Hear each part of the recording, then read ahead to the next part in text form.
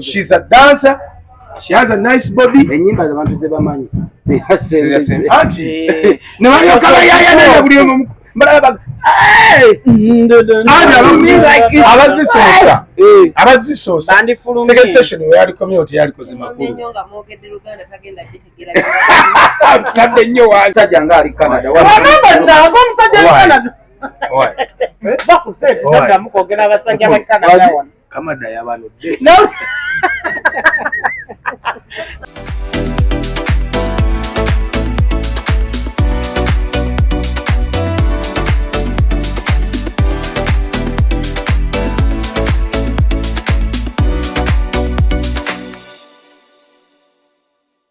Even ebintu bya TV. Yes. Life experience Uganda tuba tuse olunaku olwaleero twagala okubabuuzaako mwenna abasinzidde yonna okuba nti mutukenga obanga mutulaba abali mu diaspora tweyanziza nnyo tweyanzege abatuvuma tusiimira ddala mukwano nze kasita oba nga tonzigyeko buddugavu ebisigadde is background noise. I love you so much. Sabo wakibuga Diana kanakulya omubwati omusajja ng'ate mukazi kitegeera sebo yanga nkiddemu amagezi gazze. Yes, well tutyo pano nga bwebeera tuba tuzze tukubuulira amawulire agabadde gagenda maaso mu ggwanga munnaaye oba oli eyo nga tewagategeera abanga aliwo kyewamiisinga fe tukittaanya n'okitegeera n'okinyonnyoka buli kimu ne kitambula madidaadi saana. Sirinzekka ndina abantu ku pano ninawo Monica n'Olivia ng'era baabatizibwa olunaku luli lwe twayogera ku nsonga z'okuba nti abaami baagala akasente kaffe. Ninawo Monica n'Olivia nnyo kubanga Prince Yamwe official game. Gatako nti Monica. Sigenda kuva ku kigambo kino mukazi omwavu funa wootuula. Okay. Yes. Josh MC omwavu funa wootuula. Josh MC the Amplified King. Nange sigenda kuva ku mulamwa. Olivia omukazi omwavu oli matako wali. Webale nnyo. Tujja babulira babulira. Tekikujjako bwa Olivia nava. Kati Kamada ne Amusa baliwa. Ani mwebasa ono ye Kamada ono ye Amusa. Mwegumye obuzigo bafinyidde mba. Bega mukimanyi ekitoofa. Gwe Kamada nawe Amusa ekituufu mukimanyi. Bakimanyi. Oshegeera so mulekera okuddawo kwesiba mu busigwe Diana. Ate ekirungi alinako ne ssebo ye Kamada. Seba Kamada. Gwe Kamada okitegedde ne Amusa. Wetereze. Naye omukazi okereetya okwegulira. Okereetya okwegulira omukazi. N'okaggala. N'okayingira. N'okaggala. Balino na proud. They're even proud. I open my house. I lock my house. Who are you? Bullshit. That's bombo clad. Abakazi mweddeko mwana Tosa kwe. Stop being proud. No, Linda ko. Stop being proud of you holding your fucking key in your house. Okay?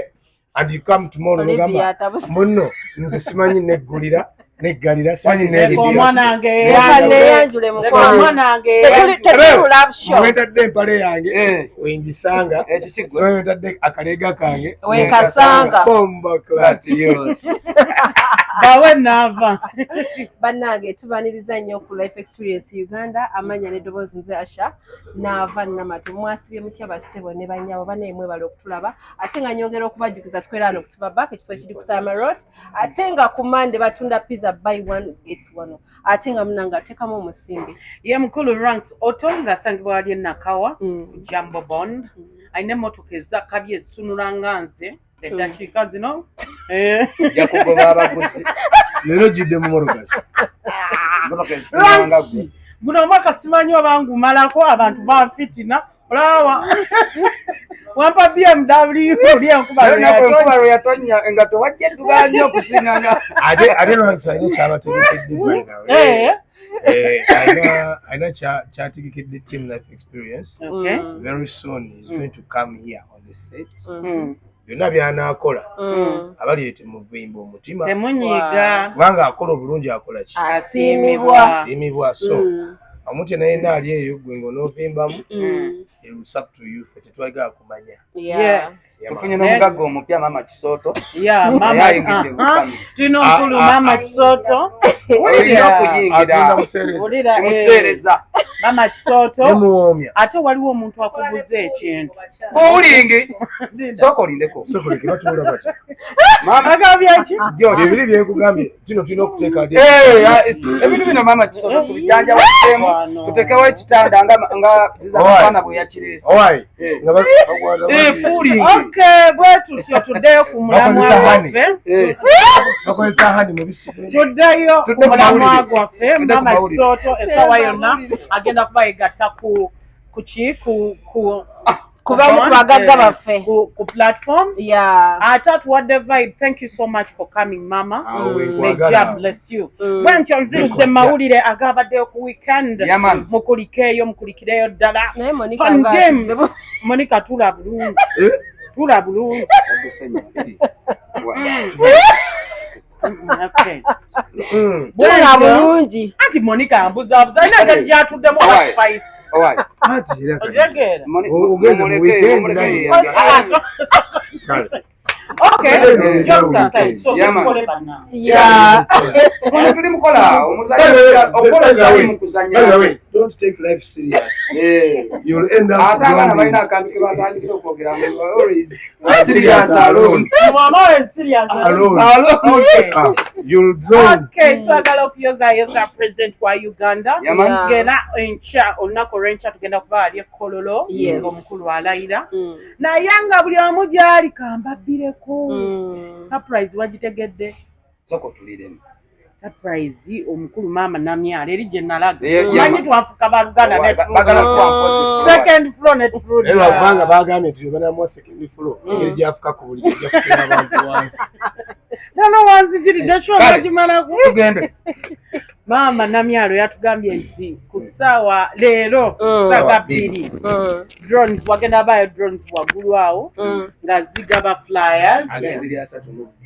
Yes. Nga zigaba flyers naye mu flyers ezo mugenda kubaamu ebirabo okitegeera oba ddoola oba mmotoka kyonna kyolonda kasolonda ka fly bakaliko olaba bwengenda okufuna ekisumuzo nga tuliida olonda ka fly kaliko pichi ne bana yajja ati Namyalo olonda ka fly kaliko sente olonda ka fly kaliko ennyumba kugamba kyolonda ero bikoleddwa ate bakoze President Museveni ne jjajja nani ne jjajja yakoze audio okay singa olonda akapapula ako yagikoze audio naye ne bagiwandika in written since they are going to be what so yakoze audio they are interpreting into writing so in case you come across ako ka flyer kaliko ebigambo because we really got pictures of but this one is going to be words okay ebigambo ebyo nyinyi ebiriko muzeyi byayogedde ebigenda okubeera era byagenda okukolera muzeyi bakoddemu ebigambo ebikola ki ebigambo ebiriko ka flyer yes muzeyi byaki kyoba owangudde kyabagenda okukolera era bwempangula amaka ga Mirembe Village omwana ono genda okola ebirungi byenjagala nenga ekituufu ate ani alina okumpa kata wange jjajja wange alina okumpa gwe ngoyagala bakuwa effolo namba 3 adwagwafika kuli ekituufu kiri nti akola ki asiimibwa okay nekyala kye nategeddeko bananga abakyakaze essaawa ya kafyu essaawa ya kafu bagitadde Kololo era olunaku olwaleero tusaalimbire Kololo okusukka essaawa 12 olina kutambula ng'oyita Kololo kubanga bazigadde olw'ensonga bayinza okugamba naye bano abasajja bazibu nnyo bazizaawo kafyu nedda No, in China it's a public holiday. It's a public holiday. Kugenda. No. It's a public holiday. No, it's a public holiday. But of course, where the function is going to be, no working. Yes. outskirts of Kampala. Tugenda kola. Nenga it's a public holiday. Okay. N'ekirala bakoze ensonga eyo ya curfew. Tulina already abakulembeze b'amawanga amalala bayingidde. For security reasons, that's why basazeewo balabe nti baggalawo enguudo ezo. Okitegeera. So bannayuganda ate mu kizumbukuza nnyo. Naye nawulidde abatandise okwogera ebinjinji mbwate. Nabiwulidde nze ate nkulimbe nga bagamba kati okulayira batuzibye enguudo batukoze eki ekyo bagamba tebasobola kulayira nga enguudo zaffe ziri open bannange oli mukulembeze kumbaga tekubula kusiiwuufu. Yes. So that you expect a lot. Of course, you know, when they sent we're going to take out. And remember, in Kampala, the most important thing is interesting thing is competition. Yeah, man. You understand? So you don't expect the other side to be happy when they have closed the roads. Yeah. So they talk. Ate n'obagamba n'obbaga abakulembeze b'amawanga. Delegates are here. Kyembagambye nti reason lwaki bagaddewo for security purposes. Ate engeri gye wakava ekyankwanzi mwali mu otufuddewo mite olunaku lwendiyingira ofiisi emu mugenda kumpa ekitiibwa naye mugenda alekerawo Mukama atuyambeko olutubula okuva ekyankwanzi nodda ekibuga oyinza okuva ekyankwanzi kyo kyokudda eguli ate tetusaba oseewo yima kyo kyokudda uniform yange nagibalazeeko bulazi mukakkane manye nti omuntu gwe muli naye ali wuumite ono omukyala gwe mwagala ennyo eyakagula amakaawo ekigo omukulu mamito oyo mamito namere yes ali mukazi jasinzirwa wakuba nti no kinaye yalina ekintu kyeyakoze kinayagadde ennyo nti besides everything and all that she has a good heart ebyaddala nti ate ayagaliza ono omukazi gwe bakakyawo eyakyawa n'amutwala n'amuwa ssente on top of that n'atamukomyawo n'amukolera appointment n'agenda n'alabaani speaker ebintu abikugira n'amuwayo amafuta awo but why have I brought that ayina nsonga lwaki ayagala okireka nti expression ye like when you look at her body language and facial expression when she's talking to the public in a party y'omunda like she seems she seems not to be like other people nti however much shit happens and all that blah blah blah naye nakali eri akaki akobuntu so I really appreciate for that natunde nalole video eyo ko yatandise mpaka yawedde mukazi ebyo byayogera bya naye kati olabye lwaki nze ne mamito tulina okusinkana twogerezeganye emitima gyaffe no problem emitima gyaffe gye gimu omanyi nti abantu bwe bandaba balowooza nkuba n'okkuba oyo prince igwe nze kwendi prince abantu bwe bandaba nga ntuuseko oli agamba omukazi mukamba oyo omukazi asobola n'okukuba naye nga munda munze abandi okumpi they know how good hearted I am kitegeera nawe okimanyi sikimanyi okimanyi okay bwe tutyo weekend yabadde mpobagobye ate badde okyali wali wa mukulembeze kansoke mpumuzeemu eyo weekend yabadde ta yabadde mpompom buli ssaawa pompom singa nali singa dansol n'alinnya gundi bannange kansoke nsakoliireko omukyala ng'omuli lulala ono soda wange muveeko naye twebaza mukama show yamaze netuuka ey'omuyimbi spicy si spicy ono gwabadde ogamba budde bamuyita spicy sinnamukwaya bannange oli ennamukwaya hajjara so spicy omukyalo oyo yamaze n'akola ki n'akola show era eyatambulidde ddala maridadi saana abayimbi bayimbye wabula show babadde bagiyita kiki gabateganye nyagati when you see a Jamaican dancer and she's a lady yeah man unlike the dancehall artists abasajja yeah man but nga ye botilicious kiki yabadde alina okukola ki because when you look at her videos Okay? They have omanyi wana banayiganda tulina mu kumaalo. Yeah? Yes, but tulina mu kumaalo. But bw'olaba kalyogofulegezo oyo mukyala ne at ewaabwe kiri nnomu. Naye wano bafana yali saabawala ku stage. Okay? Ekyo nange saakyagadde. Empale ezo ze bayita batya? Takumanika akuba luuzi. Spice kye yakoze. Spice ebintu bino bye namwagaddeko bye bino. First and foremost, she's a good-hearted woman. Yeah, man. She's a performer. Performer biveeko. Twagala nnyo omutima. Buli omu aperformer nawe oli performer. Banga bakadde wali eri. Naye nabo baperformer ng'olina bad heart. Yes. Bw'omanya omukazi okubanga yayokyeza abaana. Omwami wange yagambye abavubuka abo balekerawo okwogera nga bakwata. Kati mukulu. Mukwada gulira ensawo. Kati mugambe. Sebo. Ajja atuule wano. Sebo mwami ani. Kanaakulya. Mwami ani. Sikumanyi. Oba mwami ani n'ensawo muteeke mukwano bagulire ensawo. Aye n'ekirala. Atambulenga nawe. N'ekirala. Tofaayo. Omuntu omuliko wekka. Maama. Naye manya ffe tumuvumbula ng'abo. Era ffe bw'olina osooka okukubira. Kubanga ye Kamada. Kati wulira. Omukazi oyo ebyafaayo bye yakoze ku show ye. Actually, ever since she came to the country, we really appreciated her presence. Nti she has given back to the community. And on top of that, I've not seen artists like international artists who do like abagina ku stage and then they call people on stage. The mama was sent and all that. She was giving dollars. Okay? And she was not giving Ugandan shilling. But dollars. Yes. But dollars. You get it? But then I was so never so touched. Waliwo abawala bambi bawaddeawo ne bujja bwali nnyo ku stage. Like yabawadde yasose n'abawa ekikumi. But when you totaled up the money, it was 1,000. 500 US dollars. Yabadde bitano. Abo babiri bewalabye. Tuli kubanki. Sebo, abo babiri bewalabye. Yagabidde. Awo yabaddewo ng'agabye ng'omutwalo. Baalinnye nga balinga mwaga.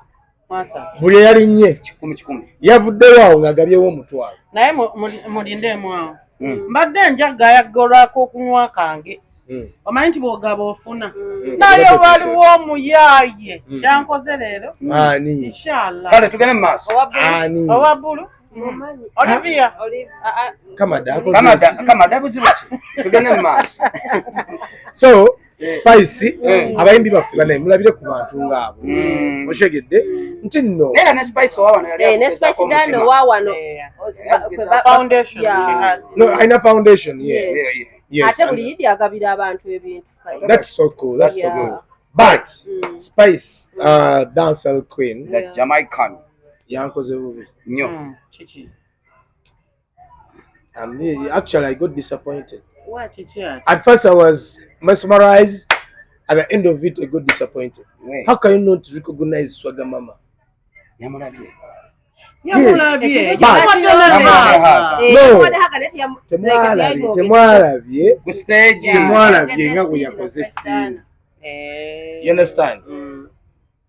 Yayogedde ku Cindy. Nayogera ne ku Spice Diamond. Nkuwa ensonga. But Swagger Mama was seated somewhere.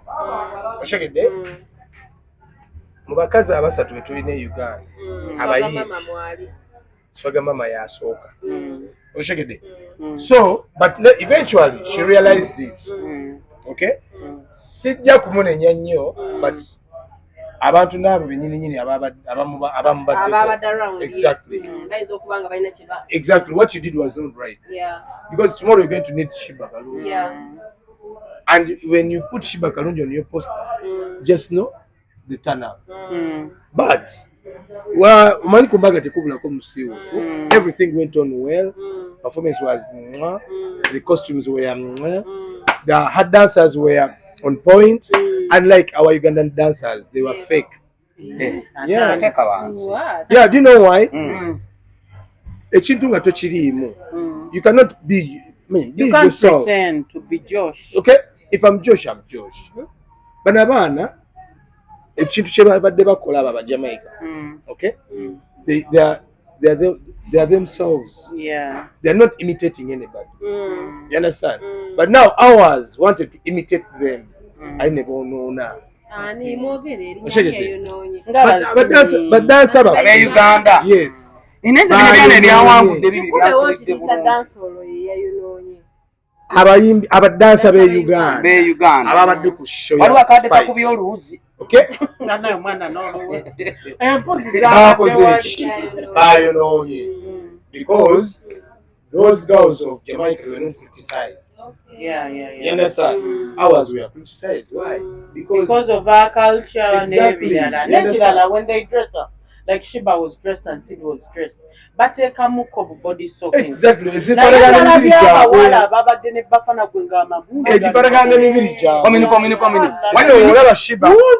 Shiba ali light skin. Yeah. Agenda tekako body soaking ya light skin efana emachika no mubiri. You understand? Whenever Cindy, she's chocolate. She'll put on something that looks like her body. Yeah. But now, how can you come in your G-string? You have baby tuli mu mabina. Yeah, and yes. Namulabyeko wempiso bamukuba empiso z'akabotongo. Bamukuba empiso z'akabotongo. Okakadde bweru kakati bakolere ki?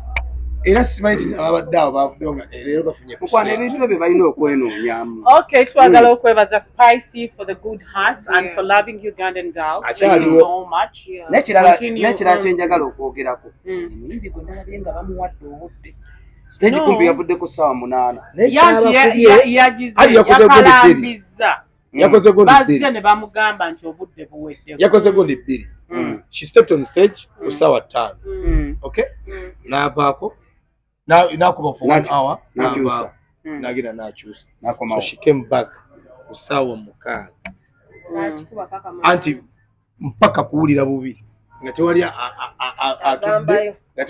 Ate abanayika energy. Omanyi kye yatukoze. She's a dancer. She has a nice body. Enyimba z'abantu ze bamanyi. Auntie. Ne balyoka bayaya naye buli omu mbalaba abazisoosa second session we yali community yalikoze makulu tadde nnyo wansi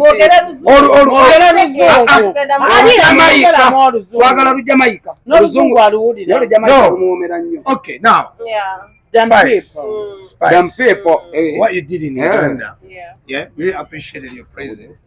You have a good heart. You get what I'm saying? You give out your cash, and on top of that, you were giving out those. Okay? So it was really, really nice. We liked you, and I hope you enjoyed Uganda. But your performance was mwah. You're such an energetic woman. You're such a good performer. Your dancers were on point, unlike ours, but yours, mwah. So you have your flowers here in Uganda, and we really, really want you to come back. Actually, this is a humble request, Spice. You could do a foundation here, and you fund the needy from Uganda, because we really, really appreciate that. Big up to you, Mama. Webale kubanti ekintu ekyo wakikwasaganyiza bulungi ajja bitegeera ali mu kati nze kamba buli wafuna ng'omuzungu buli kyangu wasooka okimuyigirize obulamu bumukole bumwanguyire abakoze muzeeka wata akantu mbakolimira ne mwebale nnyo the sky is the limit wabaddewo se bamugaana okugenda ku stage kyokka nga ate omuyimbi yakola ne challenge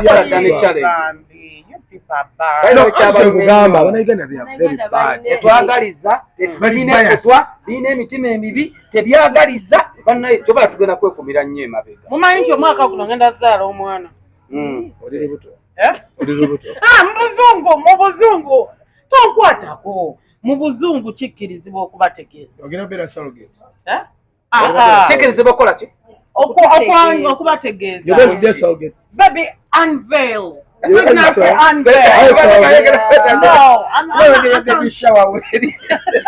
ngenda kukola baby pregnancy unveil ndulina balabe batunula Chosen Becky muzeeka wato muleke Chosen Becky yayewo omwana w'obuwala bananga akulikire ddala mukwano nze gwolaba guno omwaka teguggwako nga sigenze muleero ate njagala anti nze mbabuulira sokubale wasigadde emyezi emeka okwera mwezi emba muzaala gujja mwali omwana wange mwali kati olwedde atambuddeko emyezi 2 naye omusajja nga ali Canada namba omusajja ali Canada bakuseeti taddamu kwogera abasajja ba Canada wano Kamada yabalodde sinaalula naye Kamada Chosen Becky andeetera okugamba nti okuzaala kwangu nze banange bwe nzaba basoada kusituka kalino lwe yazaala amazina wagalaba ati bwe Masaka ali solid nava ku luno olw'enzirayo mwenna mbagambye muleeba ngenda nammwe mwenna nina okukola akantu lwaki abakazi we bazaala bazimba face anti obulumi contractions of the muscles when you Masaka yazinyama zina mukwano abekka bagambe nzija n'olekolengera lirye Google naye eki ayabadde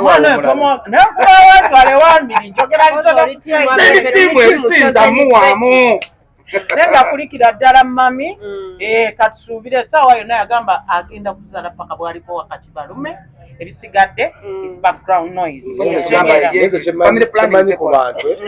kyemanyi ku bantu nze nange nagivaako erina ebizibu bingi kyemanyi ku bantu abakola akantu babayita bamalaaya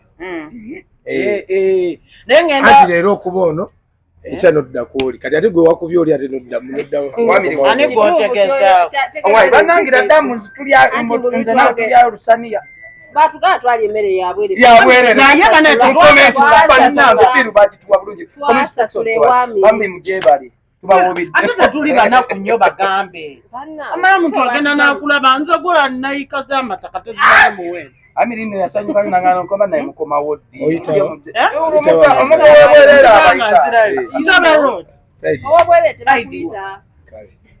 mpita oyagala kunzita mumpita wange tugende tubuulire alieni kongura top 10 tekako ekya top 10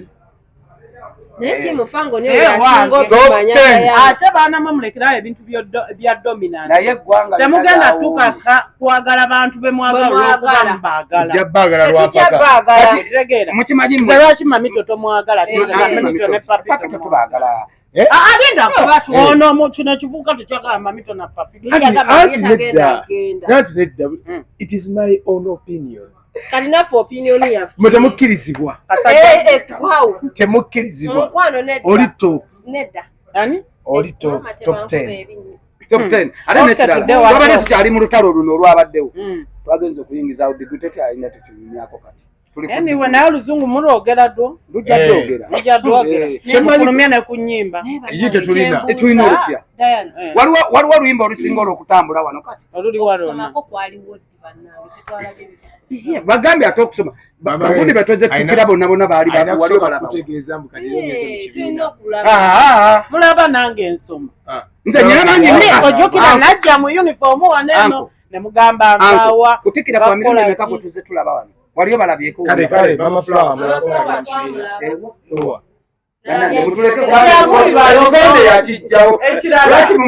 ekirala muli balogo mbagambe nti nsoma mu ndogengwe mama flower twayogeddemuko neerabiro bagamba nagamba tulina otulaganya twogerezeganye ne management yange neyiye abadde alinda okulayira kukola eki kugwe bwekunagwa bwekuti mugenda kummendegera yiyi tuli mu nteeseganye namulabye ajjonkera mukulu munne abo be ebyabwe tebigwa ate vane kwekyo mukulu munno oli bambi bamalanye ebbanga ddene nga omanyi buli bwobeera mu art nga tonnayatiikirira nnyo bakozesa emirimu gino wammanga gwotegeka essuuti z'abagenda gwokwata engato ensawo kati bw'oyitimuka n'otuuka omuntu egwe wali okwatira ensawo ojjukidde omuntu oli batugamba mukalina eri mu lukuubo ndeka omuntu oyo yanze bigamo ojjukira fight we ojjukira fight bagambye kalina eri mu lukuubo sinsi eriko linnya wuliriza ebyo njogera ojjukira we nasaba fight mukwana abasajja bana bantuukirira ne bagamba ekimwa kiggale ndeka kale tugende bannange jobless kiki afa kinensi yayadde kuba munayo ekikwatagana ne warasta Joshua oba omukulu wa musumaali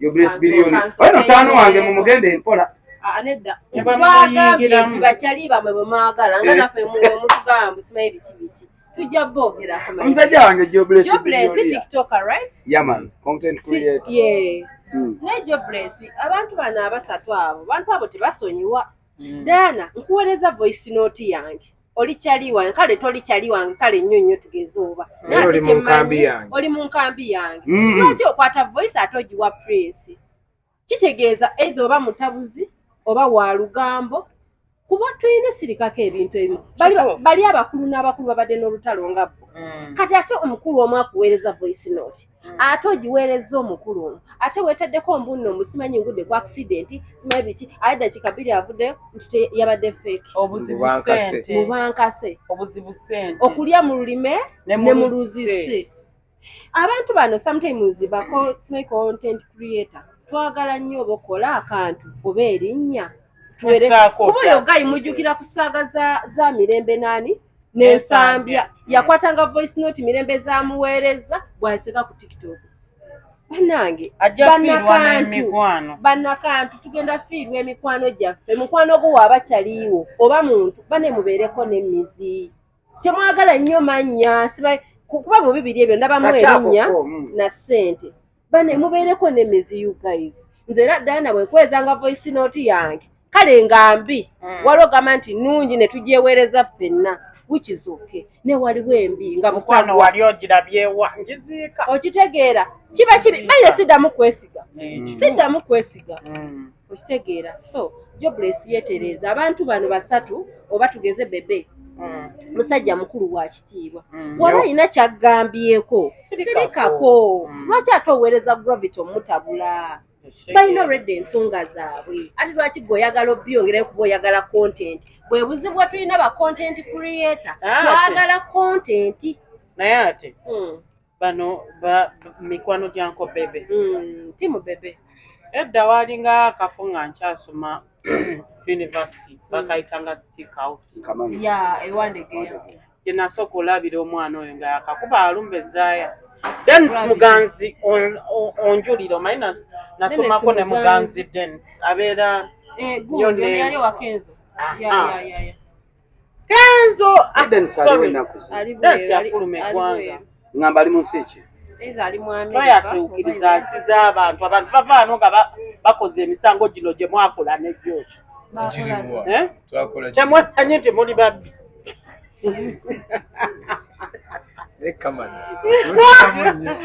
so Gravity omwaka ogwo sagala gubagamba kuba mujja kunoonyerezaako nnyo naye yali yakakuba alumbezaaya ng'amuzzeemu so we've seen this boy come from far nga ne bwe yesiga ebizigo tebimukwata ku skin omwami bebekulu akatono koolina muwe ate nze one thing I love about Gravity okuva we yayingira campaigns na biki his mouth is shut okugyako ensonga eno ey'ekikumi okitegeera he has been quiet and doing his project maliriza kumaliriza kanko Joshua oyogere ku nsonga ya audio gye nagiwuliddemu Uncle Bebe tumuwe ekitiibwa muntu mukulu naye waliwo omuntu gw'osobola okwogera naye audio eyo gye yakoze ne gw'otasobola audio yabadde mbi wagiwuliddeko bati wagiwuliddeko bagituplayingire ogina ginonye ku TikTok baita biki ebyabadde mu audio kubanga byennyini byogera byebyo munkolereko byabaddemu kyenasinza okukwatamu ng'asaba ba bloggers bamunkoleko ono Gravity era Gravity audio eri ku by the way ugenda ku account ya Gravity kweri yabadde ayagala bamukolereko kati mu audio eyo yayogera erinnya ati Gravity mumuko saaliwuliramu wabula yagambe n'ako akalenzi thank you mukankolereko kati awo how sure are you nti yabadde agamba ako akalenzi kati uliriza ka Gravity uliriza naye mugezi Bebe Cool ye muntu ateri antama nti waba agambye nti Josh era ajja kwogera Josh okay so you know we Ugandans and actually more so social media we exaggerate things okay ntinno yes audio yafulumye naye how sure are you jada yagamba Gravity now on top of that one thing I know sente wezina zizze okay Gravity bagenda muwa sente nawuliddeko ekyokubiri Bebe Cool ayisi yonna ejulira at least mu art industry abayimbi petulina okay Bebe Cool ye muntu atali azamaanyi nti mba mu negotiating that I'm going to give you 10,000 he'll give you 10,000 yes now social media eno ekumamu nnyo omuliro mu kintu kino eno senga bukeere nkya sente ne zijja Bebe Cool n'awa Gravity sente zagamba zamubanja what is going to be next okay so that's why ntino abantu when we are talking be with a limit of what you say ntino kat right now Bebe Cool anakwata sente n'aziwa Gravity of what Gravity to wawuddeko Bebe Cool ng'amwanukula of what he did akozesa interview agenze eno blah blah blah blah. Do you think that relationship can come back? it cannot Now ku billionaire jobless billionaire yes thing is believe me or not what you did was not right because over the silent majority okay nga ogirimu nga omutambula ne Bebe kyekiringa ono okwata taatawo gomanyi nti no ye yakeera ku makya n'akuzaala n'akulabirira osula mu nnyumba ye n'ojja ebigambo n'ogenda obigamba neighbor oba maama we n'ayawula abazadde n'obigenda n'obigamba ani neighbor trust me you lost the trust Bebe Cool tagera kera ku makya yagira kugambe ajje ku makya kugambe trust me kati ewa boss ewa Gagamel boss yakutya tokyasobola wadde kumuwulira wadde nga avaamu ekigambo nge kuba Bebe Cool muntu oshegedde tasobola kuddamu kugamba wadde obadde wano ng'olwanirira Bebe Cool ng'akwata ku mamizo oteekawo n'omukono ne bagutema ki ekyakutemptid what attempted you okuvaayo ojja oyogera ebigambo byewayogedde because abaana basajja oli omwana yennyini lwekyo womukuba because yavaayo n'agamba Bresbilian yatugambye tetukwata sho za kamiliyoni performance za kamiliyoni oshegedde so oli mu banno ate obaawuluzaamu so it was not right abayagala asigaze omuntu oyo ate nga ate naye butwa it was not right at all ate nga mu family yabadde w'amaanyi namulabako ne mamizu ng'amuwuliza olimu ng'amugamba soka oliriwo wano nga waliwo saga eyaliwo awo emabegaawe ya Edirisa nga bwe byali bitambulatambula naye nga mamizu amuwuliriza ki nga Jobless wulirizaamu omuntu kiba kitegeeza oyingidde mu family bakufudde era Bebe abadde yeesiga nnyo Jobless billionaire Jobless muntu wange naye yakozeemu ensobi era naye bagenda ku marathon ya coffee okay Bebe Cool gwakwasa lead your friends kati trust yagikoze anti kati omuntu omubi one day one time mukama akola ki akwanika kati Bebe Cool abadde n'omusota nenga tamanyi kati omusota abaana basilent anaalyawa nsibamba nenga atadde ebifaananyi alaga yeetonda ate basobola kati ku rasta ekyo kyukakyuka kye yakoze neze mbadde nsaba rasta amusonyiwe ajja musonyiwa naye yamugye mu kubanga tasobola Jobless biriya mwana muto kwani ku rasta ne wamwana talina kyagenda mukola akantu okyegedde naye opportunities zonna zabadde asobye okufuna mu Bebe yaziziise by the way that's bad ebyo bigende n'eri mikwano gyaffe yabadde addako n'ofuna emmotoka brother Natasha yabadde brother Natasha byama bya government byatagire Natasha kayawulidde ekyo olowooza kyasobola yabadde n'atugamba mbu yabadde ku sitanti kiyanika mukama wo wabula tugenda ne maaso kuba obusungu bunkutse naye tuba tuli awo twaliko wali ku Labonita nensanga my sister Mary Butler sister affe nno nenaava tuvudde wala oyo yennyini omukyala maaso awo ayinayo 10 years Mary Butler ajja kubanga ate 28 bw'oba ne 10 years oba ogenze ate oba tokyadda oba walijeko akagambo 10 years n'ateekawo the best of Mary Butler twakibagamba wano ne Josh bw'omala okukola 10 years waliwo yagikola wano muto obaozaako ki ngaokoze okay nga bw'omanyi ensonga z'abakamera kasita bakutunzaamu kamera ekintu kikusumatuka ate mukoze ensobi naye bannamawulire bafumeta obugambo okitegeera ebyaddayo n'okulwana ne naava obyogerako namuluma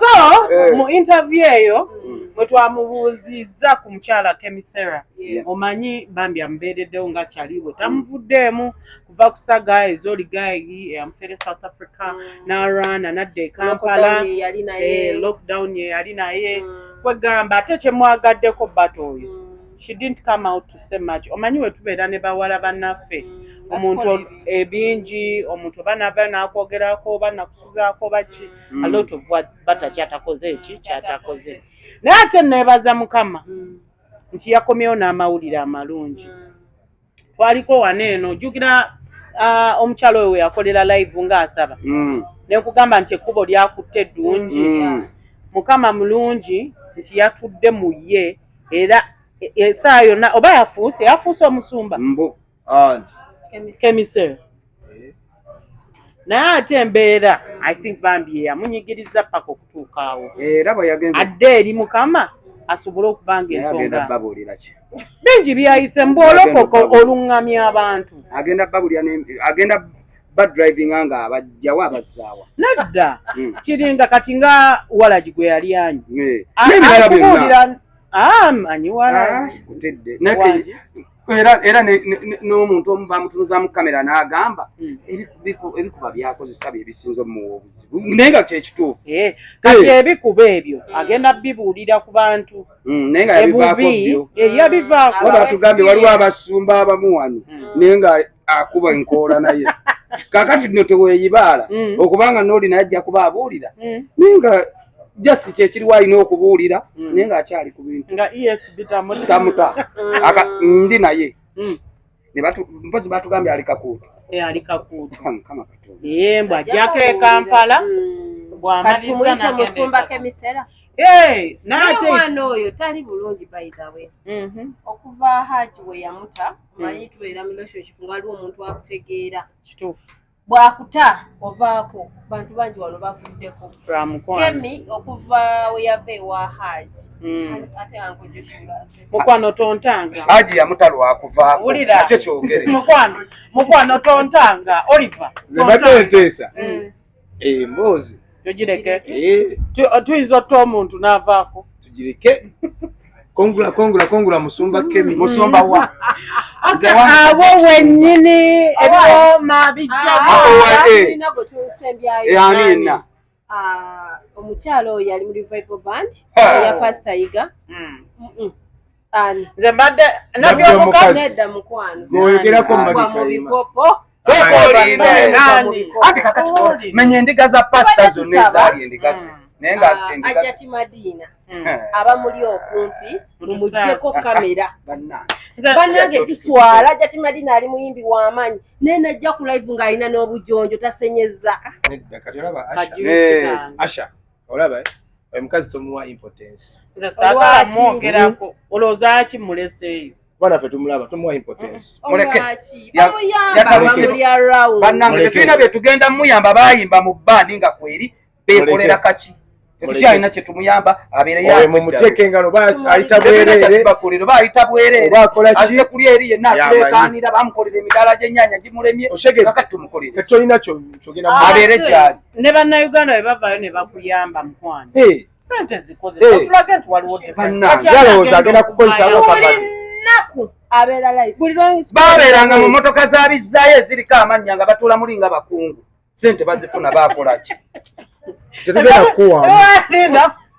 kukuwaamu obojja oli bwereere ensi enetuwuubye nava yatulako mu motoka yabizaayo butereusombatyakufukako mu motoka otegedde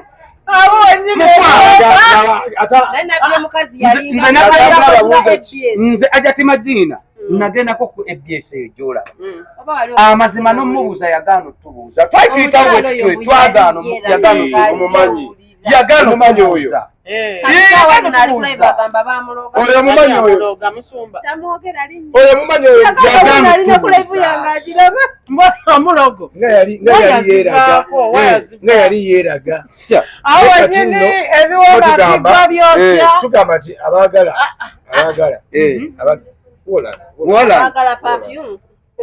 enda mungenda kuwa nze nvuga muleke Josh ngenda kuwa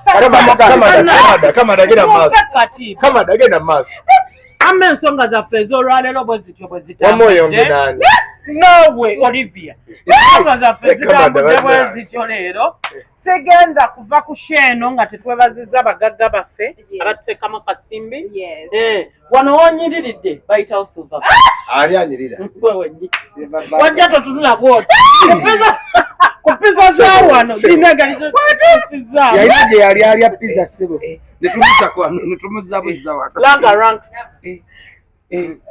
bannange ekiriwo kiri nti sigenda kulanga muntu yenna muŋŋamba mutya mbuno naye just ntumiddeko ku bakyali bange mwekka kyali wane nani yaya innovation yaya innovations oyo asangibwa wali ku NASA atunda printer machines anything concerning with printing and all that, designing, graphics, logos, website, blah blah blah blah. Yaya innovation oba onoonyako wali eri ekintu abeere nga akikolera ensonga zibe nga zitambula madala sana nnyo kati kati awo owesaawa ne perfume kale munkase tewali buzibu naye sente ofuna abagala okubeera nti nomufuna jewelries ezakabye earrings, necklaces ezakabye, shades, masaawa, ebintu byonna byonna ebikwatagana n'okubeera nti no jewelries. Aura shop wali eri Aura Jewelries ku Chato Complex, ku Chato Complex Bombo Road, awo just nga wakava ku Equatorial Mall, the next building ogenda ku 82 then edduuka liri 822 awo wenyini yogera kusangamu akakyala akashaba stating akakyala kalungi kali awo obadde oganya okalanga and of course kalina smile ennungi kalina welcoming face jakasangamu nga kali gomite ojja kubanga akutuusako buli kimu ky'owulira kyoyagala ate ku bbeeyi eyaki ensamusamu. Mama Glow City ku Resande olunaku Resande ennaku z'omwezi nga 17 grand opening ennaku z'omwezi nga 17 leero lwaŋŋambye ojja tulabira ddala naŋŋamba kulya kunywa oyo omukyala mwagala nnyo akola bizinesi nga taliiwo grand opening ataliiwo Mama Glow ali Australia Mama Glow grand opening bagiyita Ivory Mall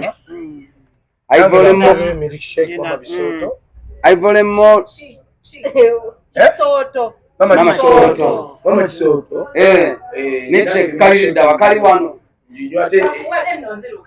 kale kakati Mama Glow City mbadde nkyabagamba ennaku z'omwezi nga 17 grand opening Ivory Mall ebbunga wali sawa emu paka netunakoma kulya kunywa waliwo buli kimu waliwo ba artists ab'enjawulo waliwo fun games waliwo buli kyonna ky'omanyi ekiri simanyi naye ngenda kwogera naye kuba abiŋŋambye leero naye nga bwomanyi baba ku budde waffe Sibula mugende mwenna Auto wali enakawa Jambo Bond njagala akyuse mu motoka yange Okoye ovuga TX 2025 naye obuzibu bwe yatukoze ranks agenda abakazi bagenda abasajja okumanya bafere nga tumaliriza batabula